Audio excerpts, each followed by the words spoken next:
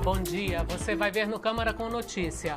Presidente da CCJ descarta substituição do deputado que vai relatar recurso do presidente afastado, Eduardo Cunha.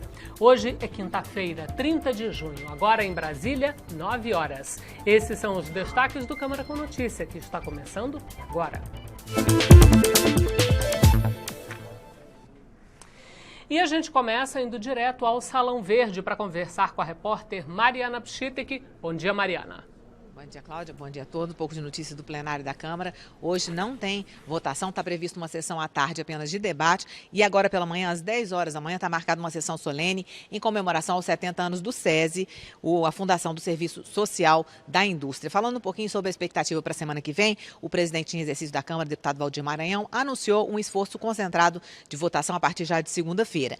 A expectativa para a votação no plenário, então, é de pelo menos a medida provisória 716, que garante 420 milhões para o combate ao mosquito Aedes aegypti, e a medida provisória 718, que muda normas tributárias e também de controle antidoping para os Jogos Olímpicos. Além disso, existe a possibilidade de votação no plenário do projeto da chamada Lei de Responsabilidade dos Fundos de Pensão, que muda a paridade da composição dos conselhos do fundo, e também um outro projeto que pode ser votado ainda é o que quebra o monopólio da exploração do pré-sal pela Petrobras. Esse projeto pode ser votado na terça, se houver sessão na segunda, para finalizar a contagem de prazo e esse projeto então ficar pronto para votação no plenário. Então essas são as possibilidades de votação para a semana que vem, Cláudia. E o presidente da Comissão de Constituição e Justiça descartou nesta quarta-feira substituir o deputado que vai relatar o recurso do presidente afastado, Eduardo Cunha.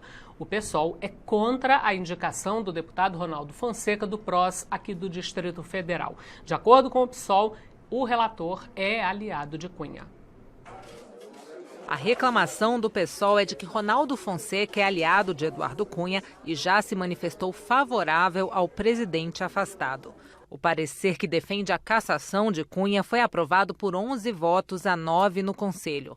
No recurso, a defesa de Cunha questiona diversos pontos do processo. E o PSOL, por sua vez, questiona uma a uma essas alegações em documento entregue à CCJ. São frágeis e nulas essas visões.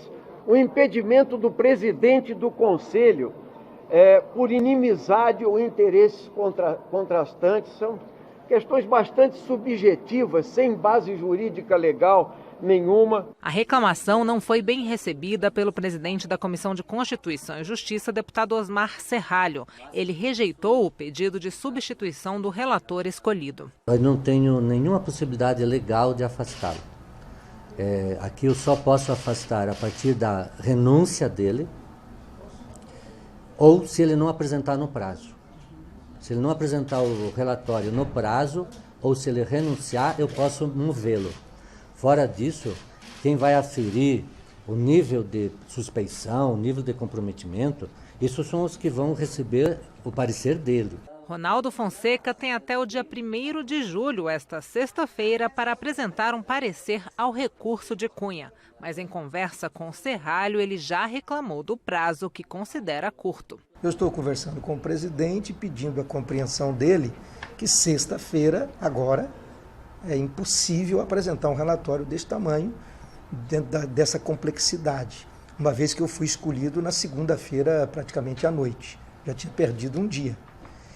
Então, estou combinando com o presidente, pedindo a compreensão dele, no sentido de que eu apresente este relatório na segunda-feira ou na terça-feira, e para que a gente possa dar celeridade ao processo e cumprir o regimento. Além de entregar a contestação ao recurso da CCJ, o PSOL também apresentou oficialmente uma reclamação sobre o encontro de Cunha com o presidente interino da República, Michel Temer, no Palácio do Jaburu. Entregaremos isso já também, que é um documento público, como deve ser toda a nossa atividade política e social pública.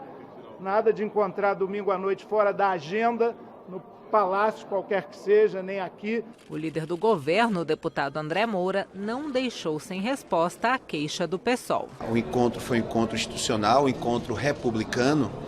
O PSOL protocolou na casa aqui pedindo informações daquilo que já é público. O presidente Michel Temer já deixou muito claro essa questão do presidente Eduardo Cunha, e até já antecipando a qualquer pergunta, a própria questão do processo sucessório aqui na Câmara, são questões internas que cabe ao Parlamento, que cabe ao Legislativo, não são assunto de governo.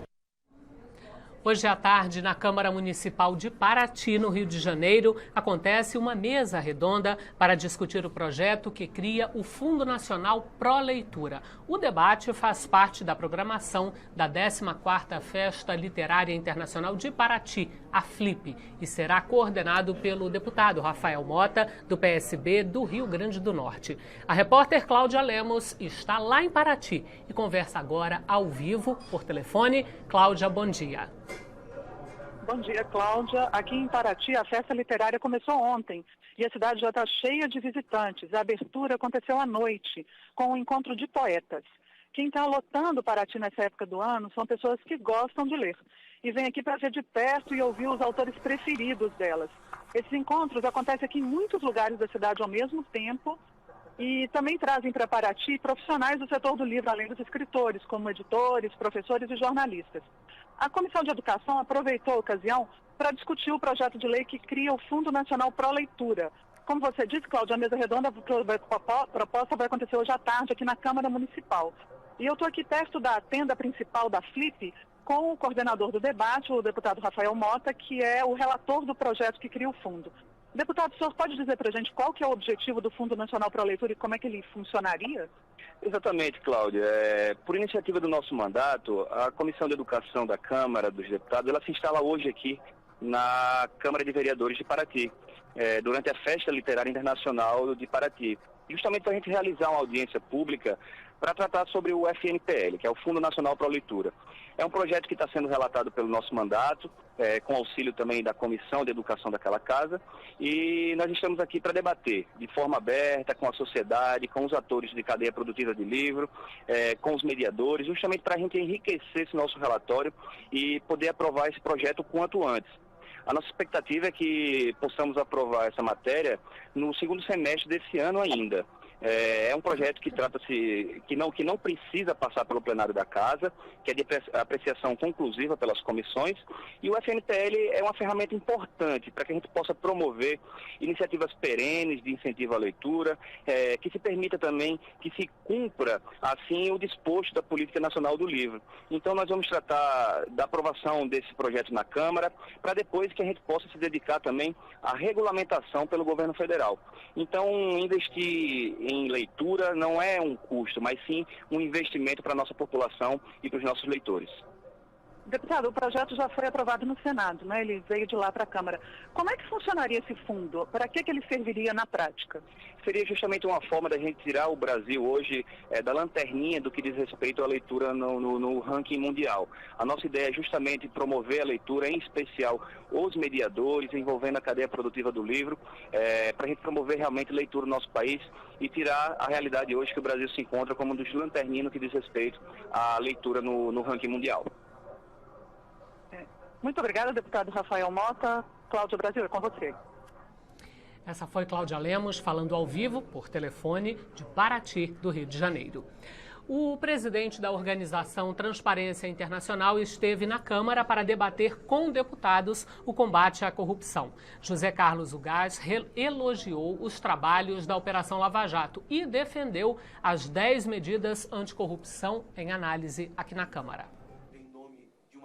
O presidente da Transparência Internacional, órgão que atua em mais de 100 países no apoio a medidas contra o abuso de poder e o mau uso do dinheiro público, se reuniu com deputados da Frente Parlamentar de Combate à Corrupção. José Ugás criticou a postura de alguns políticos brasileiros que querem alterar a legislação para impedir que pessoas presas possam fazer delação premiada. Para ele, isso significaria criar uma barreira para as investigações. Se se le rodea de las condiciones necesarias para que ese testimonio sea un testimonio válido, no hay razón para que no se pueda recoger cuando alguien esté en prisión o en circunstancias incluso en que ni siquiera ha sido mencionado en una investigación o ya está procesado.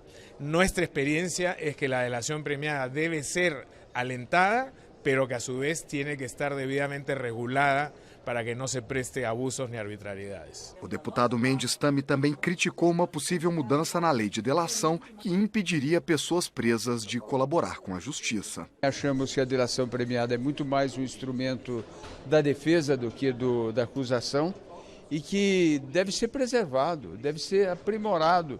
Tem sido um dos mais úteis instrumentos para combater a corrupção. E nós esperamos que as mudanças que venham aqui a ocorrer não mutilem esse instrumento poderoso. O presidente da Transparência Internacional elogiou as medidas de combate à corrupção propostas pelo Ministério Público em forma de várias propostas legislativas. Deputados da Frente contra a Corrupção afirmaram que as medidas encontrarão alguma resistência na Câmara, mas que elas poderão ser aprovadas. Eu tenho certeza de que é possível aprová-las, sobretudo com amplo apoio da sociedade e com apoio também de organizações como a Transparência Internacional, que hoje veio aqui trazer apoio para as 10 medidas contra a corrupção. O presidente em exercício da Câmara, Valdir Maranhão, falou nesta quarta-feira sobre o pacote de medidas contra a corrupção em análise aqui na Casa. Maranhão teve papel decisivo na criação da comissão especial que estuda a proposta. Eu acolhi as 10 medidas, instalamos a comissão especial e essa matéria ela tem que ser a parte da contribuição dos partidos fazerem a indicação dos seus membros. Nós precisamos compreender que viver numa realidade democrática é ter governança, é ter eficiência e ter transparência. Portanto, estamos falando de pilares que foram propostos, que podem e devem serem aprimorados dentro de um novo olhar, de uma realidade, enfim.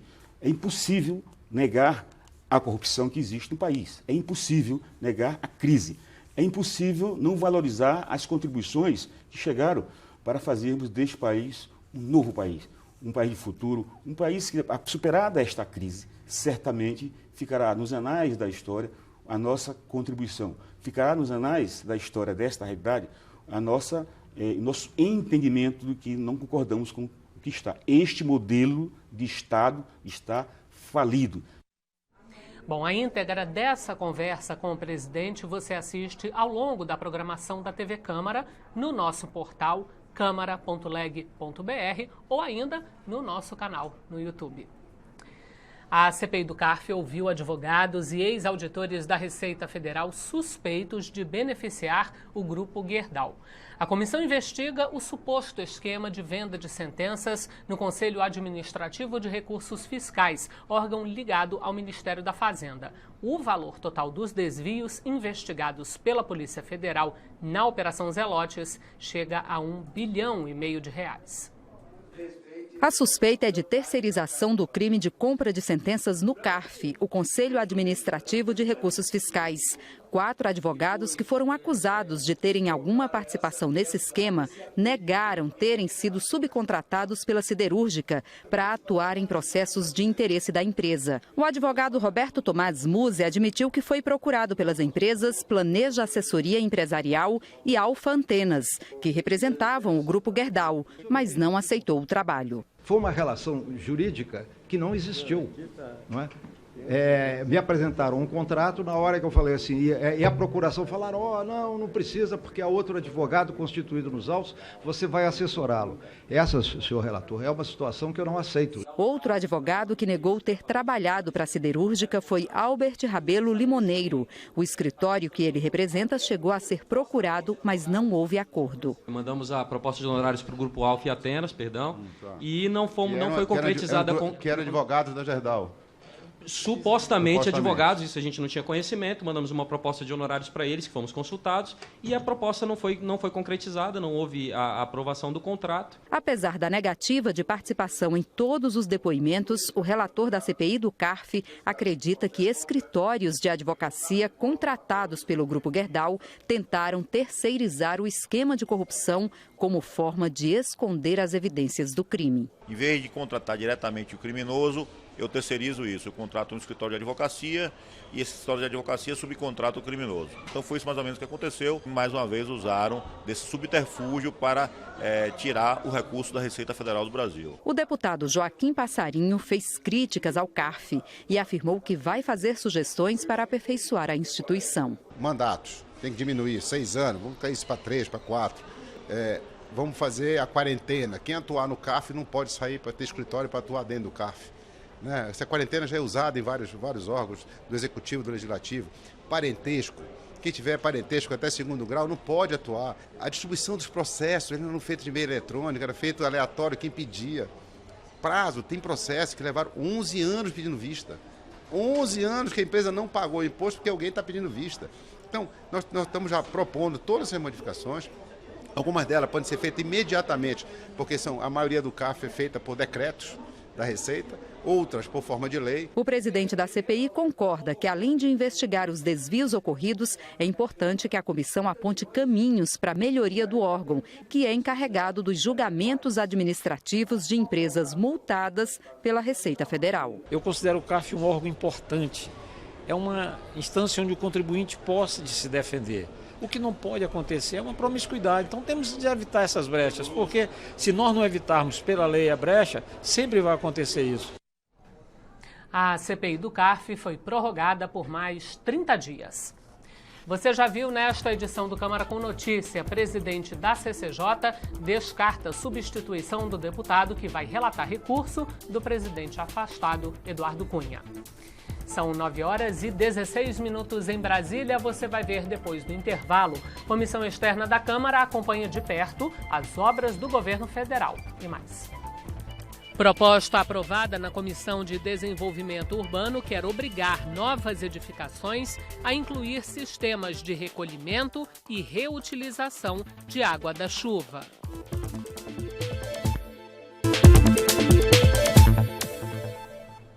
Agora são 9h18 em Brasília. O Câmara com Notícia está de volta para informar que a Câmara vem acompanhando de perto o andamento de obras do governo federal. Uma comissão externa foi criada em março para descobrir o porquê de empreendimentos estratégicos estarem parados. Os deputados realizaram audiência pública aqui na Câmara e ouviram representantes de 3 ministérios.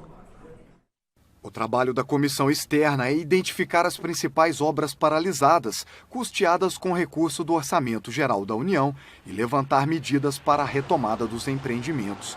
Segundo o Tribunal de Contas da União, os principais motivos para a paralisação das obras no país são a falta de justificativa, problemas no projeto e pendências administrativas. A falta de dinheiro também é um problema grave. O representante do Ministério da Integração Nacional disse durante a audiência que, nesse momento de crise financeira, as obras do PAC, Programas de Aceleração do Crescimento, são as mais afetadas. Ele fez um apelo aos parlamentares por mais recursos do orçamento em 2017. A gente ter um aporte grande de emendas, ter um reforço dentro do nosso orçamento para que a gente possa cumprir o nosso papel institucional de forma mais adequada. O ideal seria que o Ministério pudesse ter aí algumas ações de iniciativa própria para que a gente pudesse contemplar as obras que a gente vem avaliando e vendo como fundamentais para que a gente possa cumprir o nosso papel. E não havendo essa possibilidade, a gente conta com o apoio dos parlamentares. O relator da comissão externa acredita que a falta de planejamento faz os recursos terminarem antes da conclusão das obras. Para ele, a desburocratização é o principal caminho para um novo modelo de contratação de obras. Uma vez contratado, o dinheiro tem que estar em conta, as licenças têm que estar em dia, tem que estar desburocratizado e estar pactuado, para que a obra realmente possa acontecer no tempo previsto, porque senão aumenta os aditivos, aumenta a frustração daquela comunidade e o custo e o prejuízo para a sociedade assim precedente. Novas edificações, tanto públicas quanto particulares, podem ser obrigadas a incluir sistemas de recolhimento e reutilização da água da chuva. A proposta foi aprovada na Comissão de Desenvolvimento Urbano aqui da Câmara. A água da chuva recolhida na cidade não serve para beber, mas pode ser usada para lavar roupas e carros, molhar plantas e outras aplicações. Um projeto de lei já aprovado pelo Senado prevê que as construções passem a incluir sistemas de coleta. 13 dos 25 quartéis do Corpo de Bombeiros no Distrito Federal já usam esse tipo de sistema. A água é captada nas calhas do telhado, filtrada e armazenada. Em cada um dos quartéis, a economia é de R$400 mil por ano. Toda essa água que é captada durante o período de chuvas, ela é utilizada na lavagem e manutenção de viaturas e equipamentos, no uso dos sanitários, né, que a gente tem, e na parte de jardinagem aqui da unidade. Então, mesmo no período de estiagem, nós ainda não utilizamos água potável ou tratada para fazer esse tipo de serviço na unidade. De acordo com a proposta que altera o Estatuto das Cidades, o Fundo Nacional de Habitação de Interesse Social vai custear sistemas de coleta. O relator defende a importância da nova regra, que deve ser detalhada em cada município. O país passa realmente por uma dificuldade, por um momento que vem faltando água.